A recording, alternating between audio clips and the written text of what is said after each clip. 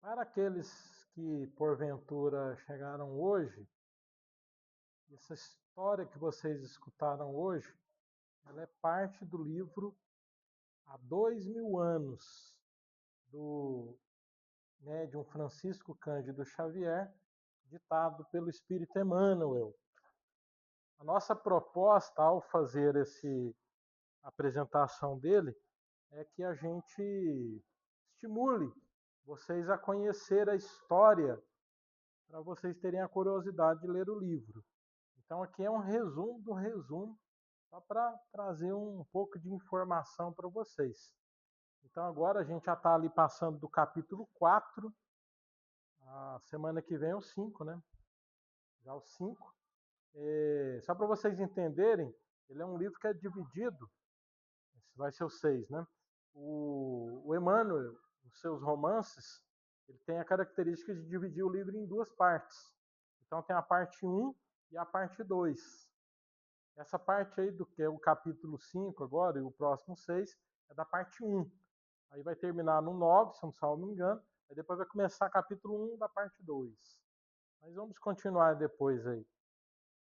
Mas leiam o livro. Interessante a história, vocês vão ver muita coisa interessante.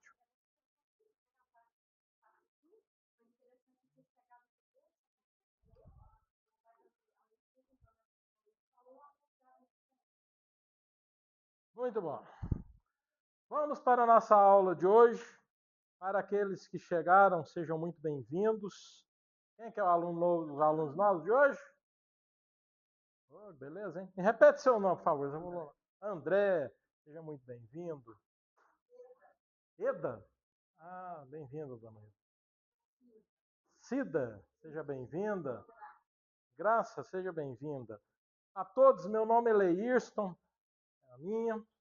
Nós estamos aqui para passar um pouco do que é o nosso querido Espiritismo, segundo ali as diretrizes de Allan Kardec. Como o Áureo adiantou aí, a gente falou também lá na primeira aula, quem estava aqui, nós vamos passar por 14 aulas, 14 então capítulos. Só relembrando bem rapidamente, no capítulo 1, vocês vão ver aí no livro aí, nosso texto, nós falamos sobre Deus. Então seria a visão de Deus dentro do Espiritismo. No capítulo 2, seguindo a sequência, nós falamos, né, foi na aula anterior, sobre Jesus.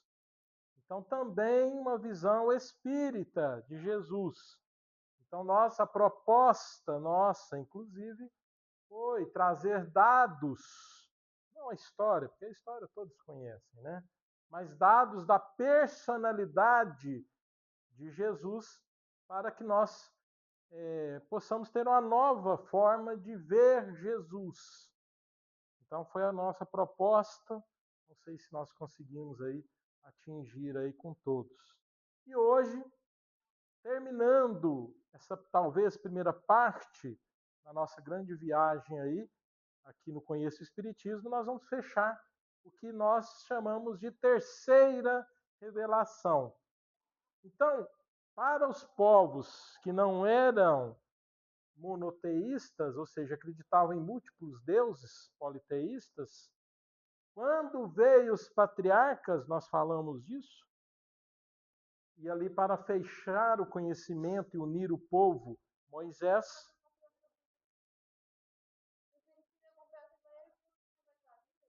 Meu filho, agora eu não penso. Então, quando nós chegamos em Moisés, Moisés reuniu aquele povo que estava dividido, que estava um para cada canto, os hebreus. E ali, Moisés foi então a primeira revelação, aquela que trouxe um único Deus para o povo hebreu.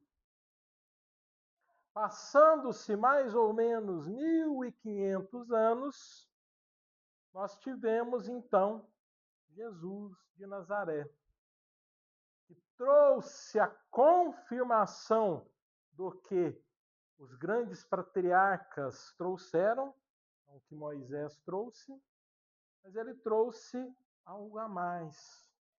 que foi nos mostrar que esse Deus, na verdade, é um Pai amoroso, justo, e que, na verdade, nós temos a nossa função de evoluir, e que ninguém faz isso por nós. E só haverá real evolução quando nós aprendermos, como nos fala lá, desde a época lá dos hebreus na Torá, amar a Deus acima de todas as coisas e ao próximo como a si mesmo. Mas ele trouxe isso com uma forma carinhosa, porque naquela época, acreditem, era normal e habitual você expulsar o seu pai de casa quando ele ficava velho.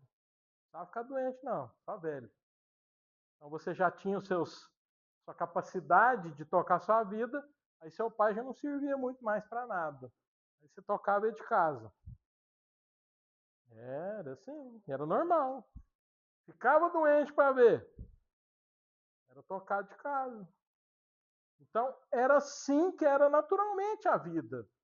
E aí chega Jesus falando, para estes que sofriam, que o reino dos céus era para eles. Não para aqueles que estavam no poder, mas para aqueles que já sabiam amar. Então Jesus veio com essa fala para nós. E nós, né, Jesus já sabia disso, nós vamos ver, recebemos essas informações e fomos vivendo. Chegado ali no século IV, o imperador romano, então, pega, cansado de matar os romanos nos circos, ele já não estava mais tendo graça. Já fazia quase 3 séculos que eles estavam levando os romanos para os circos. Então, ninguém mais estava tendo muito interesse em ver os romanos pegar fogo, serem comidos pelos animais. E pior, começou-se a esbarrar em romanos como cristãos. Aí pegava mal, né? Você começar a matar lá nos circos romanos. Né? Imaginem hoje um político começar a desagradar o seu eleitor. Então foi basicamente isso que aconteceu. Então lá na época do Concílio de Nicéia aconteceu isso. Começou a ter tanto romano cristão, adepto ao cristianismo, que ficou feio falar mal do cristianismo.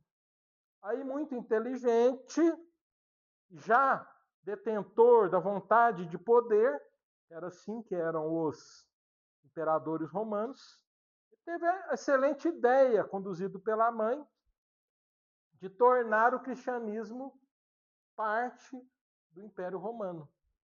Então ali ele chega e fala, não, agora nós vamos ser cristãos. Agora Jesus Cristo é o nosso grande guia.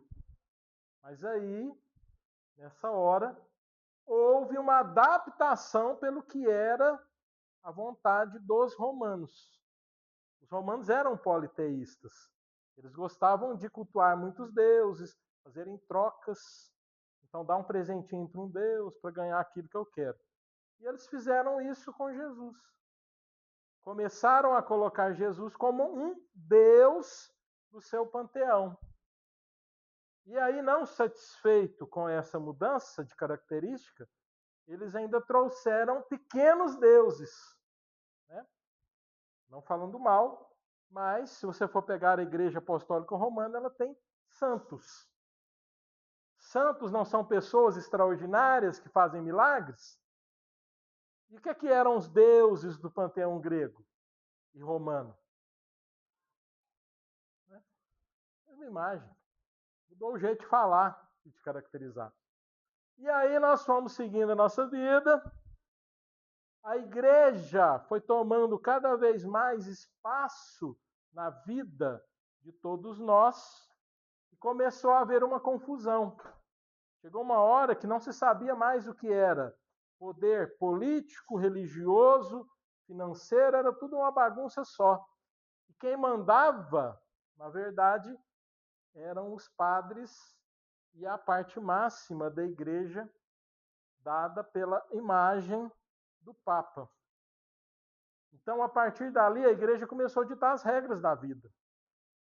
E isso começou a ser algo particular daquelas pessoas. A questão de Jesus tinha ficado de lado. Era só o interesse daquelas pessoas. E os reis foram se tornando companheiros da igreja. E aí, a religião era utilizada como força para colocar as pessoas nos eixos. Ao ponto, não sei se vocês sabem, da época ali do século XII para XIII, quando as pessoas estavam começando a querer se revoltar contra a igreja, teve um cidadão, um médium, chamado de Dante Alighieri, vocês já ouviram falar? Dante Alighieri teve um sonho. Na verdade, ele teve um desdobramento natural e foi conduzido ao plano espiritual. Na hora que ele chegou no plano espiritual, ele conheceu todos os locais. Ele conheceu lá algum local lá parecido com o nosso lar, depois foi para uma cidadezinha menor, depois foi para uma região ali mais de sofrimento, depois foi para uma pior, depois foi para uma aqui perto de nós, aqui da nossa parte física, material. E como ele não viu uma coisa muito bonita, ele começou a descrever aquelas imagens feias, ruins, desequilibradas, aquele povo feio, aquele povo um judiando o outro. E pôs isso tudo no livro. E antes de terminar o livro, ele desencarnou. Só que os familiares dele acharam o livro e levaram para o clérigo da cidade. Porque aquela coisa era uma coisa nova. Falar de um ambiente onde os mortos iam para viver depois de terem morrido, né, desencarnado.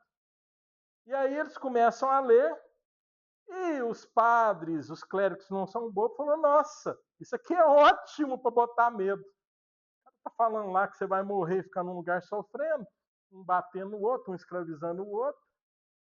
Beleza. Aí se criou a imagem de inferno. Vocês sabiam que até o século XII não havia inferno na igreja? Não existia, um termo que não existia. E utilizando da imagem que Dante Alighieri descreveu, que hoje nós espíritas adoramos chamar, né, os locais de sofrimentos de umbrais, ele descreveu umbral. Escreveu umbral, da forma que ele tinha capacidade na época. Escritor como era, foi escrevendo lá direitinho, os mínimos detalhes, e quem lia viajava na história. E aí se criou o inferno. Então, se você não seguisse as regras da igreja, você ia para o inferno, você ganhava passagem para o inferno. E aí, o que aconteceu?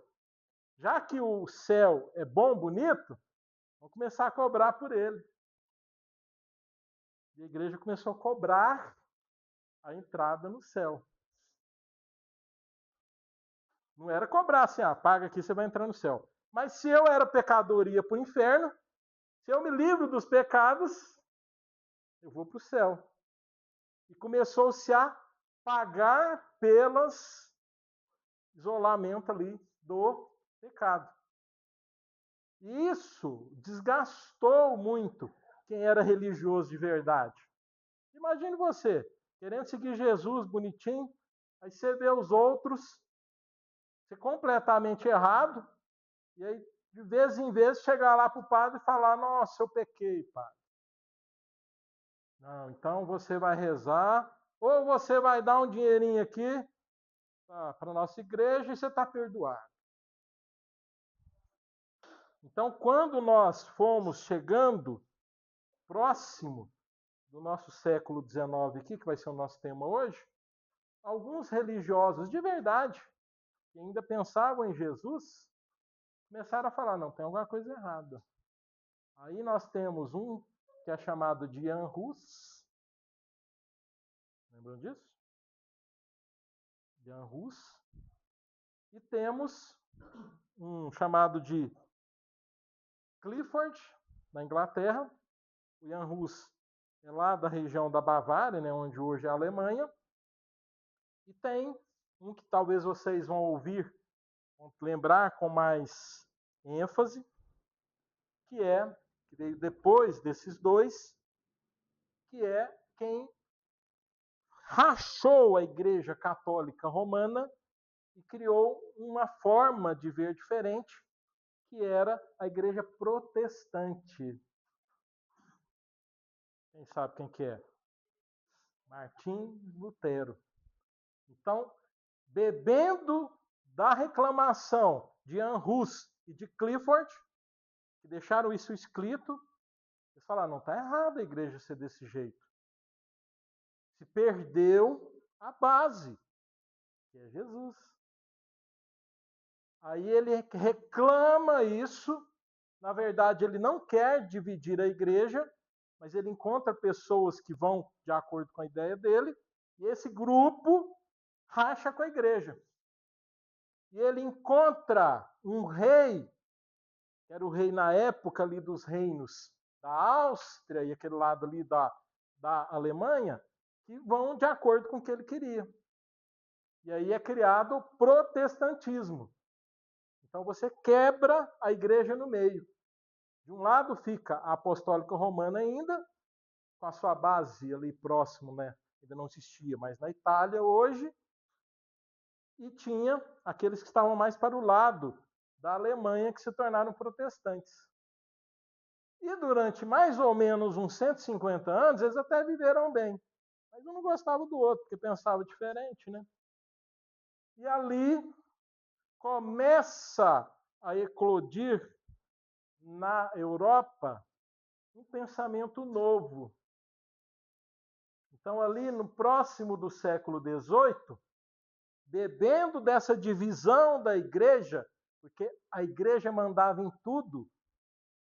Se você falasse, não, eu quero pensar como é que funciona o universo, quero mapear as estrelas. E se você fizesse um estudo das estrelas e fosse falar, e a igreja falasse, não, não é assim não, você ia para a fogueira. Copérnico foi para a fogueira por isso. Ali, eclodindo essa imagem de que a igreja não poderia mandar nas vidas, começa a vir pensadores. No século que é chamado de iluminismo. Por quê? Porque eles estavam nas trevas, né? A forma que eles veem, né? Quem gosta do iluminismo. Então ali estava se iluminando as ideias. Então nós tivemos vários pensadores. Por exemplo, René Descartes, Sir Isaac Newton, Jean-Jacques Rousseau, Voltaire. Então todos tinham a linha de pensamento onde o ser humano era importante e a religião não era muito importante. Mas era algo necessário para quebrar a violenta forma que a igreja tinha de controle das vidas. Então não bastava alguém falar, não, igreja, vamos ser mais tranquilos, deixa os cientistas serem cientistas. Isso não era possível da mentalidade.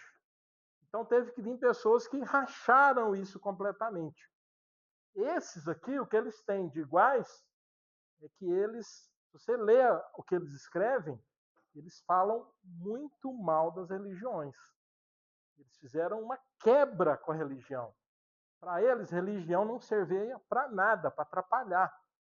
Só que isso foi necessário.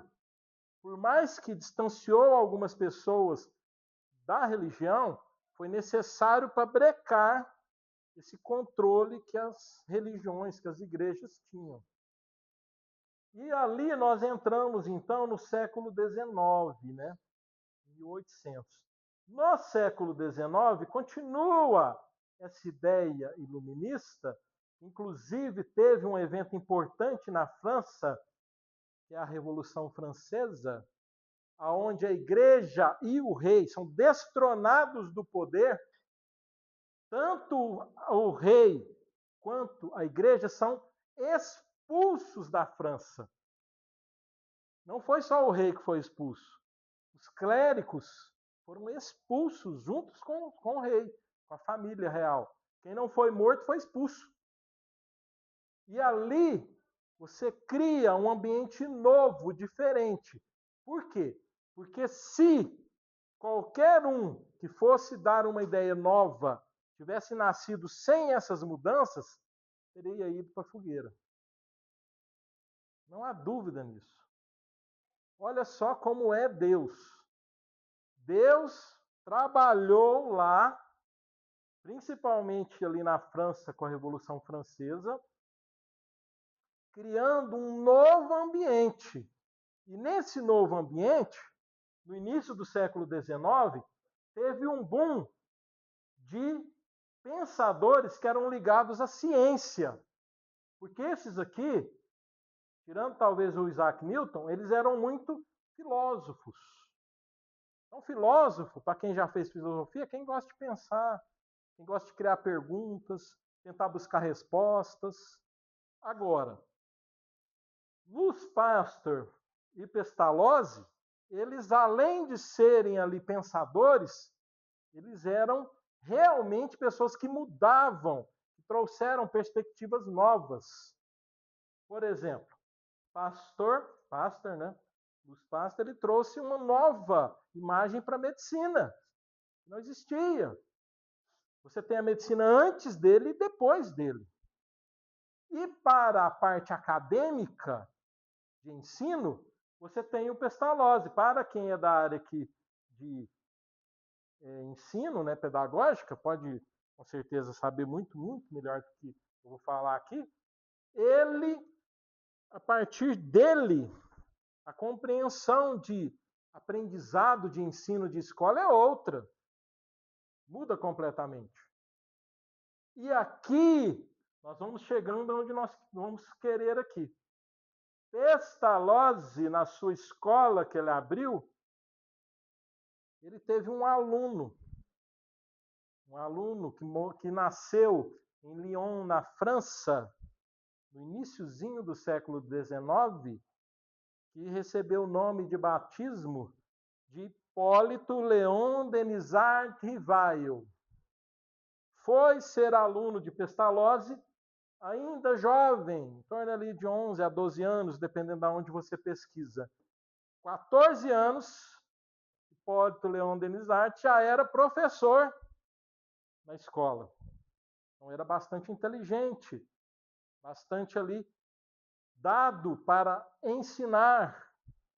E ali, após a sua formatura, em torno de 17 anos, ele volta para a França e começa a ensinar, estimulado pelas ideias novas de Pestalozzi. Pestalozzi, só bem básico, inclusive eu relembro que eu conheço pouco dele, Pestalozzi trazia uma ideia de igualdade, de carinho na hora do ensino. Então ele traz uma característica mais humana para o aprendizado na escola. De realmente amor, companheirismo entre o professor e o aluno. E quando Kardec volta, ele é um grande iniciador dessa nova fase educacional para a França. Então, se você for lá na França, o Hipólito Léon Denisard é conhecido na história como um grande pedagogo. Se você pesquisar, ninguém conhece ele como quem estudou o Espiritismo. Nós vamos entender por que já já. Então, ele... Calma, nós vamos chegar lá. Calma. Peraí. Primeiro nós estamos vendo o Hipólito Léon Denisard Rivail. Daqui a pouco nós vamos chegar lá. Daqui a pouco.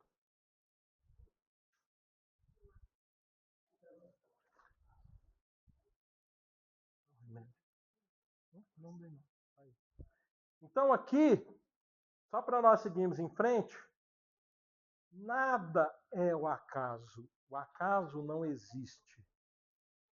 Tudo que nós, como comunidade, como grupos, fomos entrando de característica, e se a gente pegar Jesus e depois, ali foi mais ou menos em torno ali de 17, 18 séculos para chegar nesse momento aqui, toda essa caminhada que houve a tentativa, né, de Jesus nos deixar caminhar sozinhos, e que nós tropeçamos.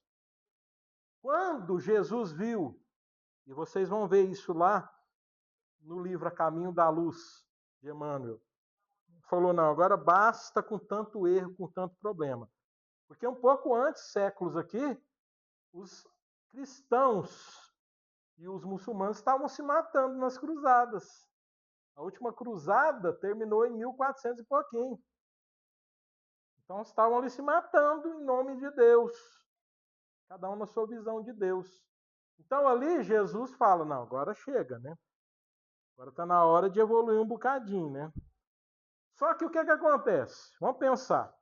Quando nós estamos cuidando de uma horta, de um solo, eu já pus a presença dele, e você quer ter um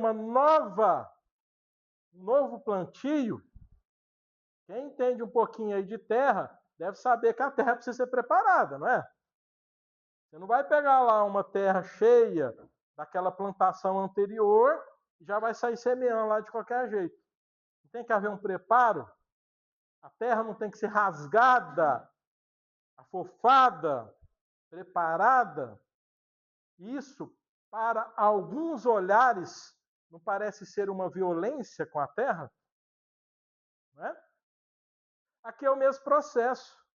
Então, aqui, desde o século XV, com Jean-Jacques Rousseau, talvez foi o precursor, começou essas mudanças. Na hora que chegou lá, em Kardec, a França era completamente diferente. Não tinha rei, não tinha igreja. Não que isso seja uma coisa boa, que a gente é contra a igreja. Mas se tivesse, e o Kardec tivesse aparecido com as ideias dele, ele ia para o fogo. Então, na verdade, houve todo um preparo. Por quê? Porque na hora que Kardec chegou, tinha um monte de gente lá com a cabeça já diferente. Pensando cientificamente e com uma tranquilidade religiosa. Sem ser aquela religiosa de que só o que você pensa é o certo. Se o outro pensar diferente, ele pode morrer. Você não pensar diferente, você não aceitar. Exatamente, o pensamento era esse. Eu sou cristão. Se você for muçulmano, você tem uma chance de mudar a sua cabeça. Aí você está com a espada na mão aqui, era desse jeito. Você gosta de Alá ou você gosta de Jesus? Você confia em Jesus ou em Alá? Você fala Alá, já era cabeça. Ou virava escravo, coisas não muito boas. Então, esse pensamento, por todo esse processo aqui, pelo menos um grupo de pessoas foi se desfazendo dele. Claro que se cria extremos ruins, claro. Foi desses processos de pensamento aqui que nasceram o socialismo. Então, assim, é claro que há possibilidade de nascer coisas não muito agradáveis. Mas aqui se deu a possibilidade de uma nova mudança. Certo? Imagina você pegar um livro e colocar, na época dessa forma de pensar, aonde se falava de uma nova interpretação do que Jesus falou na Bíblia. O Evangelho segundo o Espiritismo é isso. É um olhar diferente para o que Jesus falou e está registrado no Novo Testamento. Imagine o que viraria da pessoa que estivesse segurando esse livro. Ou quem escreveu esse livro. Então, por isso que precisava dessas mudanças. Elas eram necessárias. Aí vamos continuar aqui. Precisamos entender as bases do Espiritismo. Primeiro, Espiritismo é um termo que até Kardec não existia. Se você procurar em qualquer língua, antes ali, qualquer forma de interpretar a língua, latim, grego, hebraico, chinês, qualquer um, não existe a palavra espiritismo até Kardec. Na hora que Allan Kardec começou a estudar sobre o espiritismo, ele viu que ele estava de frente com algo completamente novo. Então ele não encontrou palavras que existiam para definir o que ele estava estudando. Por quê? Porque palavras já têm significados. Então não tinha como ele definir o que ele estava estudando pelas palavras que já existiam. Aí ele, como pedagogo, aí a gente tem que entender a profissão dele. Diferente de mim, por exemplo, que hoje estou aqui como médico, ele era pedagogo. Então, para ele era fácil brincar com as palavras e criar uma palavra com significado novo. Nesse momento, ele brinca, vamos falar assim, com a palavra que existia, que é espiritualismo, e transforma ela numa nova palavra, que é chamada de espiritismo. Porque espiritualismo, o que é espiritualismo? É uma palavra antiga, que vem da época lá dos indianos, muito antes de Jesus. Espiritualismo é você acreditar na existência da alma, na existência do espírito. Então, lá desde a época dos Brahmas, muito antes de Jesus, já se falava que nós éramos um daime, um espírito em nós. Então, ali já tinha a crença de que havia alguma coisa que reinava sobre o nosso corpo. Só que o espiritualismo, para aí. Quando Kardec começou a estudar o espiritismo, havia uma conversa com o espírito que estava desencarnado. E se você sentar e conversar com o indiano, isso não está nas regras do Bhagavad Gita dele. Então não tinha como ele pegar o termo espiritualismo e colocar, encaixar no espiritismo. Então ele teve que criar uma ciência espiritual, que é o espiritismo. Outra coisa, até Kardec não existia o termo reencarnação.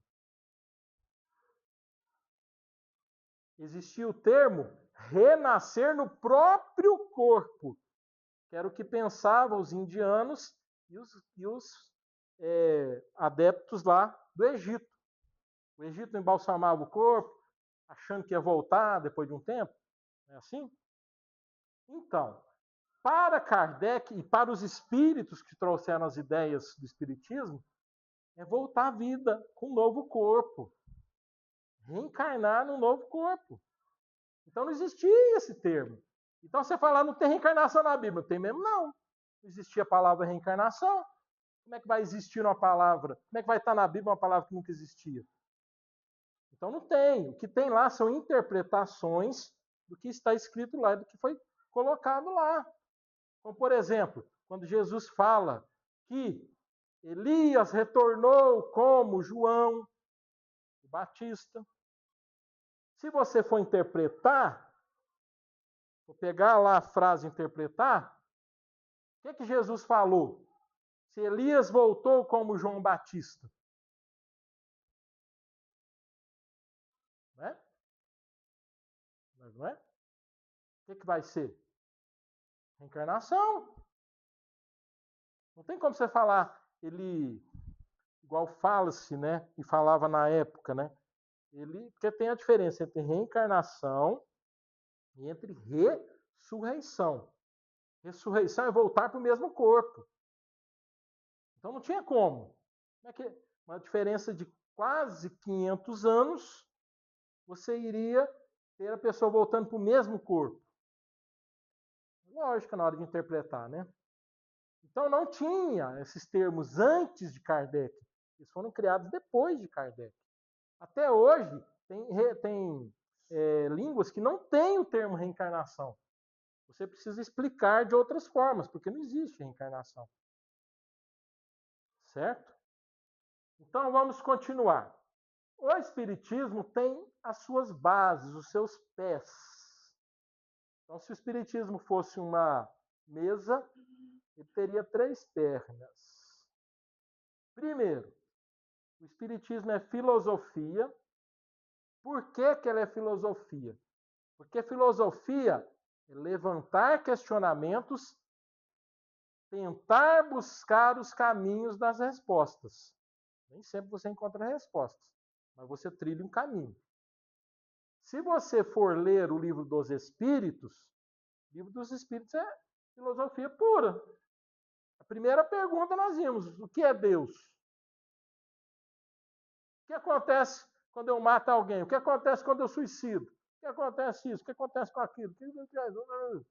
Então é filosofia. Tanto que muitos confundem o Espiritismo só como filosofia de vida. O Espiritismo podemos caracterizar como filosofia de vida, mas ele não é só filosofia de vida. Quer ver que não é? O Espiritismo também é ciência.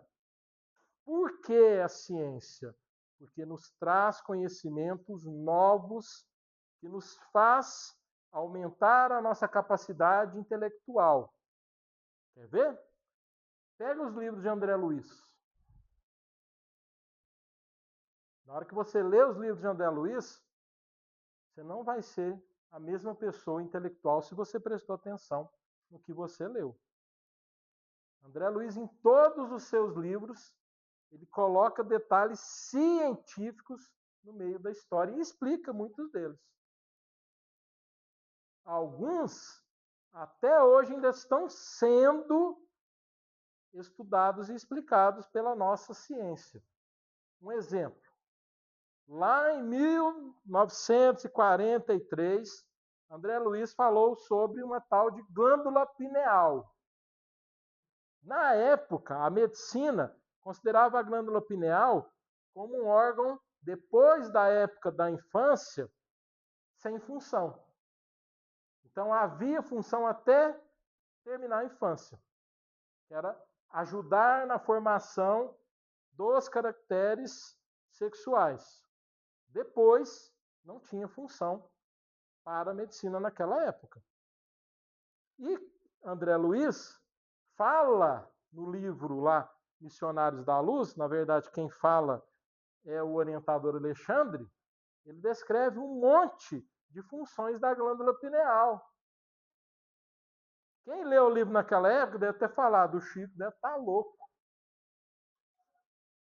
Não tem embasamento nenhum isso aqui, o que ele está falando. E depois de mais ou menos 60 anos, se descobre que a glândula pineal produz uma substância chamada de melatonina.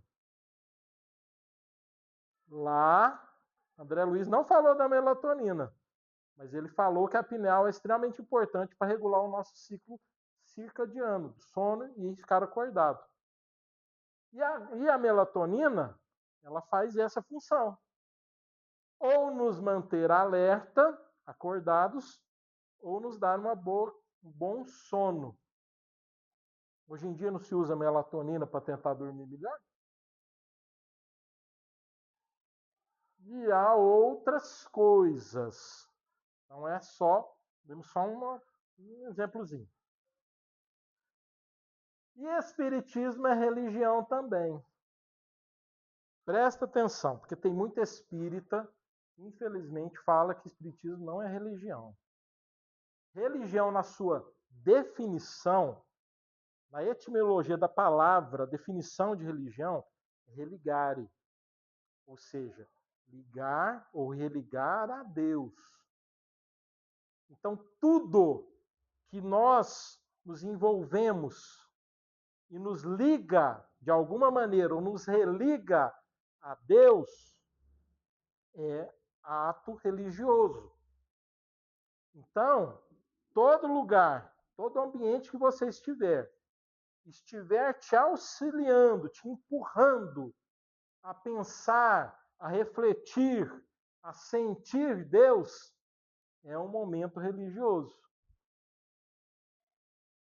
No Espiritismo, nós nos embasamos na crença de Deus. Nós nos embasamos nos ensinamentos de Jesus. Então, o Espiritismo é religião, porque ele nos empurra a nos religarmos a Deus. Agora é o seguinte, uma coisa é você ter a bússola para caminhar para um ponto. Outra coisa é você querer e ter a disposição de seguir o caminho, a bússola. Então não adianta ter o mapa, a bússola, o GPS, se você não tem disposição de seguir. Então, a base de ajuda no caminhar depende da sua disposição de chegar no fim. Pode ser em qualquer templo, em qualquer questão religiosa. Então depende do nosso esforço. E isso fala Jesus. Isso não sou eu aqui falando, não é Kardec, é Jesus. Então há esse tripé de base do Espiritismo. Tudo bem? Uma coisa que eu não coloquei aqui, vamos só comentar rapidinho, para não ficar muito longo. Isso aqui é a base, né, o tríplice aspecto do Espiritismo. Agora, o Espiritismo tem algumas bases que a gente chama de bases doutrinárias, que é a base do que nós seguimos de pensamento básico. O que é as bases doutrinárias ou bases de pensamento do Espiritismo? Primeiro, existência de um Deus único. Qualquer um que estiver falando que é espírita kardecista e falar que não é um Deus único, não é espiritismo. Segundo, nós seguimos as orientações de Jesus. Quem falar que segue Buda no espiritismo está errado. Com todo imenso respeito a Buda. Terceiro, nós temos o conhecimento em nós, a base de que nós somos espíritos com uma vida imortal. Então, aqui, o que nós vemos é uma vestimenta, um corpo físico. Nós vamos estudar isso para as próximas aulas. O espírito, que é o que somos nós, não morre. Não existe morte para o espírito. Nós vamos viver a nossa vida. Não podemos falar eterno, porque eterno é só Deus, não tem nem começo e nem fim. Nós somos imortais. Tivemos um início, não sabemos quando.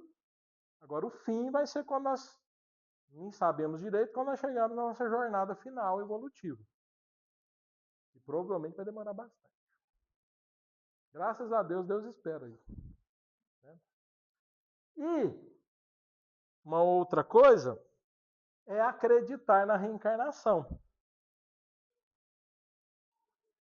Ou seja, isso desdobra alguns conhecimentos. Nós temos a nossa vida naturalmente no plano espiritual, que de uma forma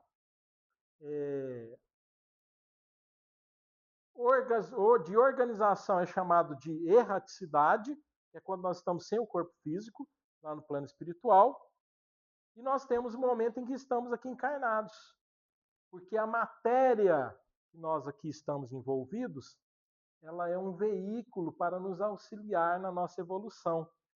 Nós vamos ver isso com mais calma mais para frente. Então, se nós vivêssemos só no plano espiritual, só uma vida reta, a gente teria maior dificuldade em uma hora falar e parar. Estou fazendo só coisa errada. Vou fazer diferente. Então, a reencarnação, entrar aqui no plano físico, quebra aquele momento que a gente estava só andando num caminho, quebra. E na hora que você é colocado aqui no corpo físico, você tem um momento temporário de esquecimento. E esse novo momento é gerado de um monte de características que vão te ajudar no aprendizado. E aquela pessoa que está do seu lado, que foi convidada a viver com você do seu lado, é aquele que você tem que reajustar. Ou seja, a dinâmica de Deus, se eu vou e faço um mal aqui para o Adrian, e ele fica com raiva de mim, e eu com raiva dele, tal, não é punir quem errou. É permitir que aquele sentimento de ódio se transforme em amor. Como que vai ser feito isso na prática? Não é sempre assim. É só uma dinâmica de como acontece. O Adrian vai ser o meu papai. Aí na hora que ele me vê com criancinha, ele vai ver aquela criancinha bonita, cheirosa, vai ter aquele sentimento de pai ou de mãe, e vai ficar apaixonado por aquele menininho. E o menino só chora, só é cuidado, é tudo maravilhoso. Aí o menininho começa a crescer, o espírito ele não deixa de ser o que ele é, ele só não se lembra. Mas se ele tem tendência boa e ruim, todas as tendências estão com ele. É só a oportunidade de aparecer. Seja de fazer algo bom ou algo ruim. Aí, quando eu começo a ser dono de mim, aí às vezes não vai ser tão mais gostoso. Aí o pai vai começar a comer 1 quilo de sal, vai começar a se perder como pai, muitas vezes, e o filho vai começar a mostrar o que é. E aí começam as desavenças, né? Entre os irmãos, entre o pai, entre a mãe, e aí vai. Mas houve a oportunidade do recomeço. Se eu tentei, através do amor, mudar, aquela situação vai mudar. Ao ponto daquele que eu odiava firmemente, e fiquei ali trocando farpas durante milênios, eu consegui, pelo menos, me importar com ele no início. Então eu já não vou ter vontade de matar, de bater, de agredir. E a gente volta quantas vezes for preciso, pessoal. Deus não tem pressa, não. A gente vai voltando. Vai voltando. Uma hora a gente começa a acordar e amar. Aí vem as nuances da nossa vida. Ora eu venho com uma característica física, ora eu venho em um lugar, ora eu venho com dinheiro, ora eu venho sem. Ora eu venho como advogado, ora eu venho como engenheiro, ora eu venho como médico. Ora eu venho passando fome, ora eu venho com comida demais. Cada hora me dando uma forma de aprendizado. Basta eu conseguir aprender com aquilo que eu tenho à minha disposição. Aí, para nós seguirmos, para não ficar no mesmo ponto, aqui eu vou falar bem rapidinho, depois eu convido vocês a ler e a procurar no Google. Jesus, o seu famoso sermão profético, e anotado ali pelo discípulo João, o evangelista, ele fala do futuro para os discípulos.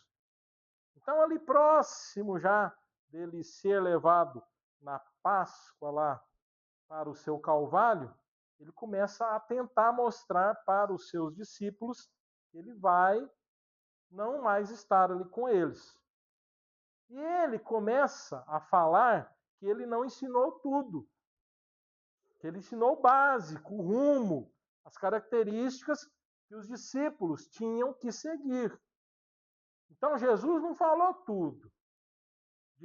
Jesus deu coordenadas. Falou, ó, é desse jeito que vocês vão evoluir direitinho, fazendo desse jeito o caminho. Mas ele não deu as nuances, as características de tudo. Até porque a capacidade intelectual daquela época não era a mesma de hoje. Se você for analisar, naquela época, pessoas que sabiam ler e escrever, que tinham um mínimo de estudo, eram muito poucos. Hoje se inverteu. Hoje é mais difícil você encontrar quem não é minimamente letrado do que aquela época. Então, hoje, você falar de algumas questões É muito mais fácil para as pessoas entenderem do que naquela época. Então, o grande objetivo de Jesus foi nos trazer a imagem de que a gente tem que aprender a amar. Foi a base que ele trouxe. E ele sabia que ele tinha que ensinar mais. Ele tinha que refinar mais esses ensinamentos. Mas que ele não tinha tempo, ele não tinha como, não havia possibilidade para aquela época. Então ele fala que ele continuaria com todos, claro que aí ele está falando em espírito, né? Estar ali numa forma de apoio, mas não mais fisicamente. E ele mandaria no tempo oportuno um consolador. E olha que interessante. Jesus não fala que ele ia mandar um Messias, que ele ia mandar alguém para nos ensinar, que ele iria mandar um chefe, que ele iria mandar um governador. Ele não falou isso no texto dele. Ele falou que ia mandar um consolador. O que você entende com isso aqui? Que o trem, desculpe o termo mineiro aí, estaria ruim. Que a gente estaria sofrendo. Que estaria uma bagunça. Que haveria muita dor. E que aquele que viria principalmente para consolar. Quem já é espírita aqui há alguns anos?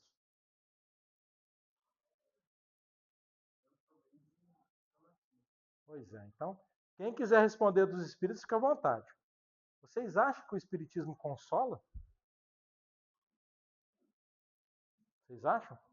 Vocês têm dúvida? Estou falando aqui com os espíritas já.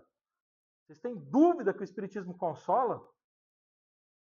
Alguém tem dúvida? Conhecendo o espiritismo?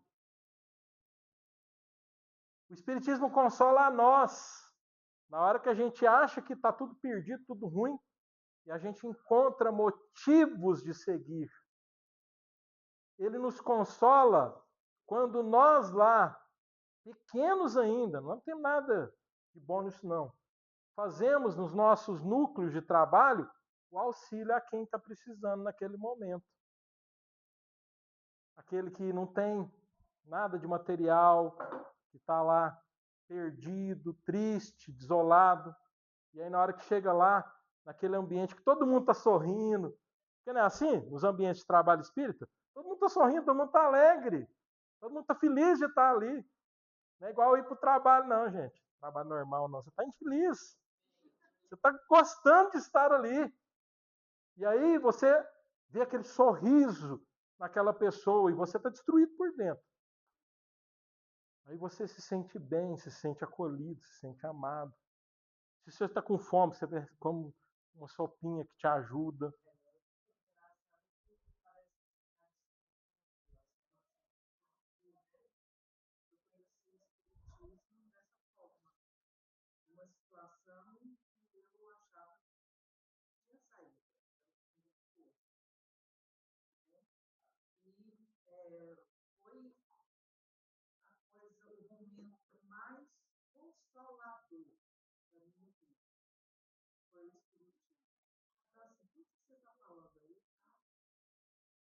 Então vocês viram? O Espiritismo é consolador.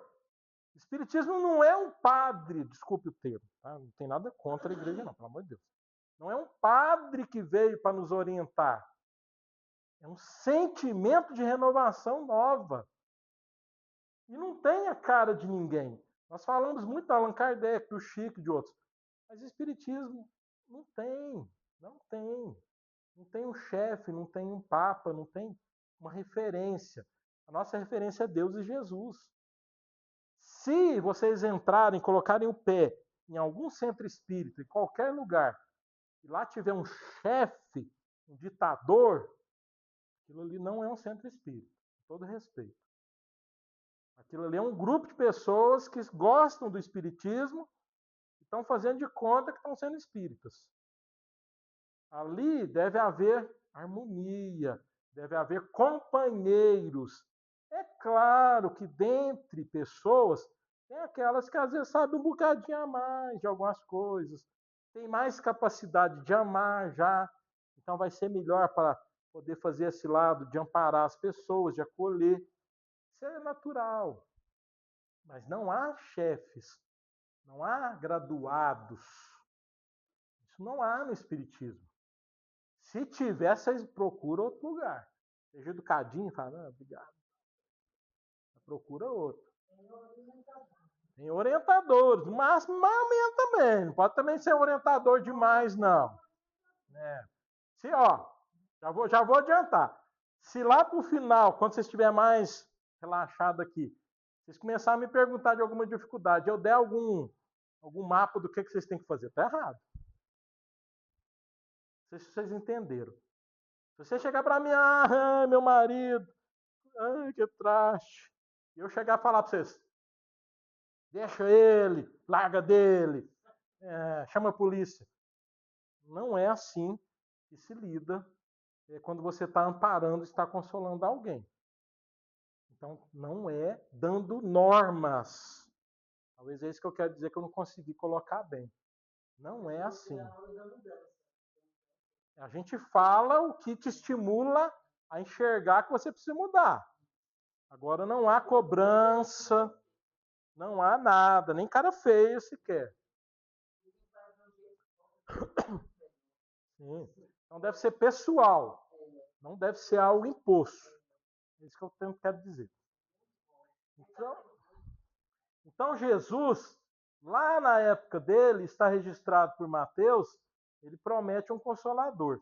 Aqui tem as características do consolador que Jesus passou, depois eu convido vocês a ler, porque não vai dar tempo de a gente comentar. E lá no Evangelho segundo o Espiritismo, no capítulo 5, que fala do Consolador prometido, Kardec explica para nós sobre essa questão do Consolador. Depois eu também convido vocês a ler o capítulo, na verdade é o 6, desculpa. Vamos terminar aqui. Para terminarmos, nós precisamos entender o seguinte. Na véspera do que a gente pode talvez considerar como nascimento do Espiritismo, houve uma grande mudança mundial. O que aconteceu? Vários lugares, ao mesmo tempo, começaram a experimentar situações mediúnicas. O que era isso?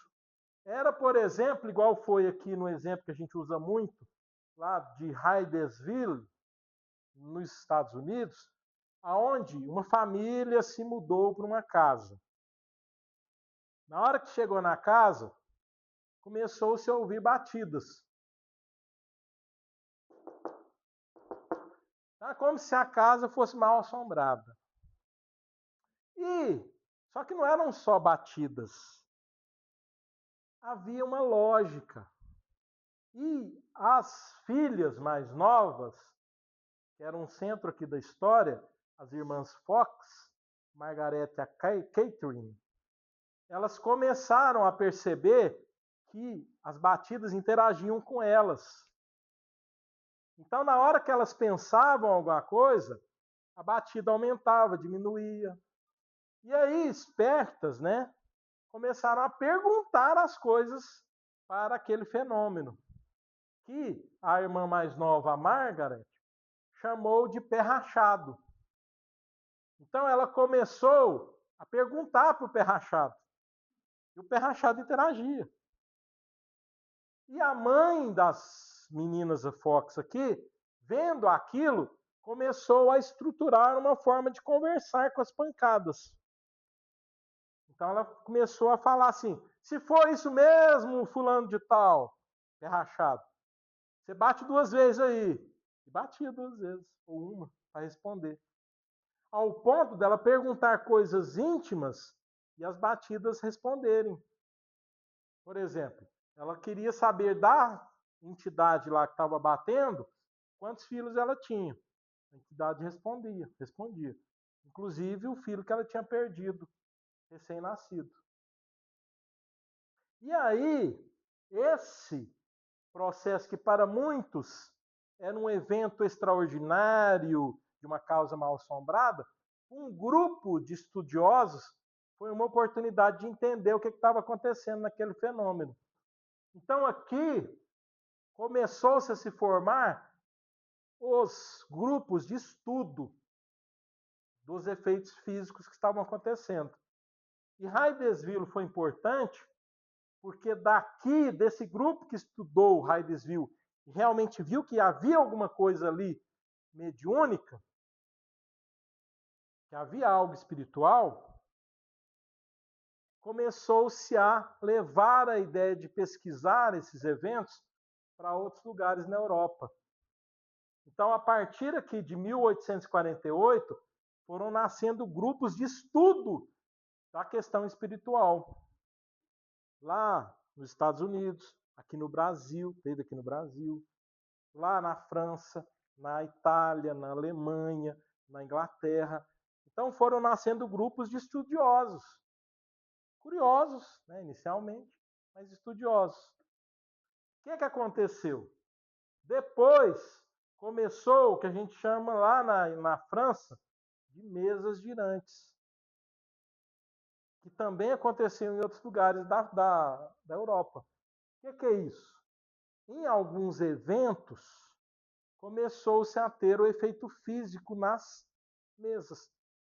Então as mesas começavam a chacoalhar, a levitar, ser batida nas mesas, que são as chamadas mesas girantes.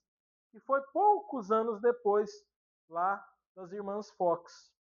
E o que acontece? Já havia um grupo de estudos lá na França. Então não era Kardec ainda, não era o Hipólito Leon Denisart, era um grupo de estudiosos que estudavam sobre essas questões espirituais. Lá havia alguns lá que estudavam. E esses tinham um que chamava Carlotte. Carlotte era o dono de uma livraria. E Kardec, né, o Hipólito Leon Denisart, ele era dono de um instituto de ensino, de uma escola. Kardec casou-se com uma mulher boa, realmente um espírito muito elevado, que era Amélie Gabrielle Boudot. Muito o ajudou. E muitas vezes muito não se fala dela. E Kardec teve uma certa época, às vezes muitos de nós já experimentou isso, onde tudo deu errado na vida. A escola que ele tinha faliu. E ele ficou mal das pernas financeiramente. Quando ele teve essa falência da escola, ele teve que começar a dar aula particular e teve que começar a fazer serviços contábeis. Ele era bom com números, então ele começou a fazer serviço de contabilidade. E para ganhar dinheiro, para viver, para comer. E ali ele fez serviços para esse empresário, que era dono da livraria, chamava Carlotte. E o Carlotte era um dos estudiosos, que a gente comentou agora. E aí ele virava, Kardec, você é tão inteligente, vem ajudar a gente a estudar essas mesas girantes. Kardec, não quero ver essas coisas não. Cientista, né? Homem ali católico, fervoroso, não queria envolver nessas coisas não. Essas coisas de teatro, faz de conta. Deixa com isso não. E Carlotte o chamava. Vamos lá, Kardec. É uma coisa séria, a gente está estudando. O que acontecia? As pessoas pagavam entradas para ficar vendo e rindo da mesa, pulando. Então era um teatro. Só que esse grupo aqui, ele realmente estudava, tentava entender o que estava acontecendo ali, qual era a lógica daquilo que estava acontecendo. E em um certo momento, Kardec aceita ir conhecer as mesas girantes. Isso levou um ano para acontecer. E Kardec, então, vai à primeira reunião, convidada por Carlotte, e conhece a mesa. E na hora que ele vê a mesa, ele vê pessoas tentando conversar com a mesa. E ele, na hora que ele está lá como cientista, ele vê que não é algo sem explicação. Ele vê que tem uma lógica por trás. E ali ele começa, junto com os outros que estavam ali pesquisando, a conversar, a interagir com o efeito físico que estava acontecendo. E ali as coisas começam a acontecer. Começa a aparecer os médiums, como, por exemplo, a Madame Jafé, que é uma das primeiras médiums que se envolve ali com o Hipólito Leon Denizart, que começam a ser intermediários entre os espíritos e aqueles que estavam ali encarnados estudando. E Kardec começa a ver que existe um princípio inteligente por trás daqueles efeitos físicos. E Kardec toma a posição, talvez ali, de líder daqueles estudiosos. Por quê? Porque ele tinha uma capacidade intelectual, ele era preparado para tal. Então ele não era só um curioso, ele era um cientista preparado para tal. E ali, o que Kardec faz? Se tem uma lógica naquilo, vamos provar essa lógica. E aí ele começa a fazer o seguinte, ó. Deixa eu explicar para vocês. Ele começa a comunicar-se com esses centros de estudo. Lembra que não tem um centro de estudos? Paris, lá na Inglaterra, na Áustria, tal. Ele começa a se comunicar, porque estava acontecendo em outros lugares o mesmo processo. E aí, olha só o que Kardec propõe. Vamos tentar provar que isso tem alguma coisa inteligente por trás. E ele, mais um grupo de pessoas, começa a gerar perguntas. Porque nós vamos lembrar, não existia telefone, mandar uma carta demorava dias para chegar no outro lugar, não existia o WhatsApp, não existia televisão, não existia rádio. Então, como que você fazia? Você mandava uma carta e um roteiro. Pergunta tal coisa aí para a mesa, para os espíritos. E a mesma pergunta era igual para todos. E aí depois as perguntas voltavam para ele. Aí ele analisava as respostas. E ele via que as respostas eram iguais. Então a mesma pergunta que a senhora Jafé, Madame Jafé respondia, o médium lá da Inglaterra respondia.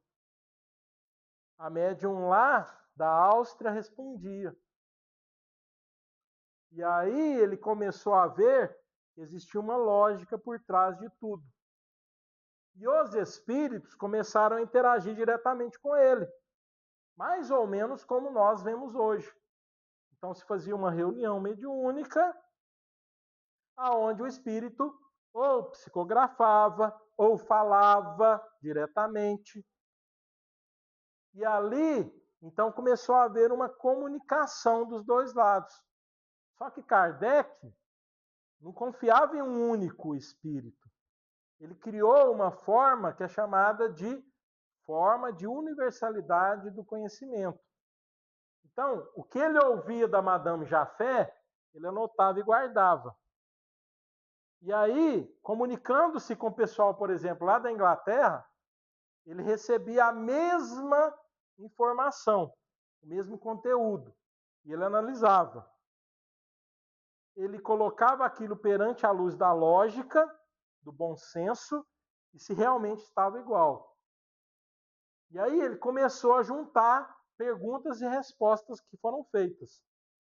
E ele, então, em 1856 para 1857, ele reúne essas perguntas em um livro e edita esse livro. Então foi o livro dos Espíritos. Um livro precisa de uma pessoa que assine por ele ser editado. Tem que ter um autor. Então Kardec, o Hipólito Leon Denizart, ao invés de assinar Hipólito Leon Denizart, numa das conversas com um espírito que se chamou de Zéfiro, o espírito Zéfiro fala: ó, meu amigo, eu e você vivemos juntos aqui na região da França, quando ainda a França era um reino partido, não era França ainda, e nós éramos druidas, ou seja, nós éramos religiosos naquela época, e nós éramos celtas. E você se chamava Allan Kardec na época. Aí Allan Kardec, gostando daquela informação, ele nomeia então Allan Kardec como o que era responsável pelo livro. Então, Allan Kardec é o nome do Hipólito Leon Denisart para assinar os livros, e era uma vida dele anterior. E sabe quem esse espírito, Hipólito Leon Denisart, também foi anteriormente? O Jan Hus. Então, ele mesmo, aqui encarnado, havia iniciado as mudanças religiosas, e depois ele veio terminar como Hipólito Leon Denisart Rivaio. Olha só que interessante.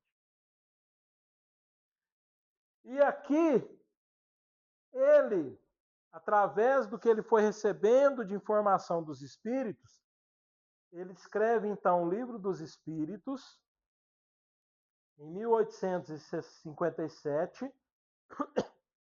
Depois ele organiza como os médiuns deveriam trabalhar dentro dessa nova ótica. Então ele lança um conjunto de regras de trabalho mediúnico, que é o Livro dos Médiuns. Então por isso que quando a gente quer aprender a ser médium, a gente vai no Livro dos Médiuns, porque são regras de trabalho que foram sendo tecidas. Então, o Livro dos Médiuns. Depois, ele foi chamado por um espírito em particular, que se denominava o espírito de verdade. Então, nas reuniões, tinha um espírito que mandava umas mensagens. E ele assinava como espírito de verdade. Teve um dia que, na reunião, esse espírito, diretamente para Kardec, falou: Kardec, agora é hora da gente fazer um novo livro. Aí Kardec Ele é. E qual vai ser a temática desse livro? Jesus. Iremos reler, reeditar o que Jesus trouxe.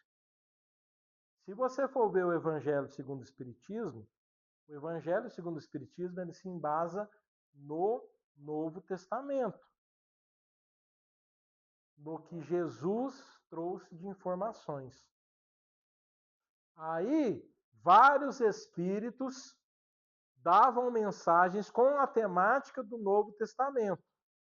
Então, se você abrir o Evangelho segundo o Espiritismo, o Kardec começa com o que Jesus disse e depois falas de espíritos explicando o que aquela passagem trazia. Não é assim? E ainda tem a fala dele, a colocação de Kardec em alguns, nem em todos. E no final, depois que Kardec desencarnou, Leon Denis, que tomou a posição ali do grande estudioso espírita, ele achou por bem colocar um roteiro de preces. Aí lá pelo final do século XIX, foi incluído junto ao Evangelho segundo o Espiritismo as preces. Não foi Kardec que colocou as preces, não.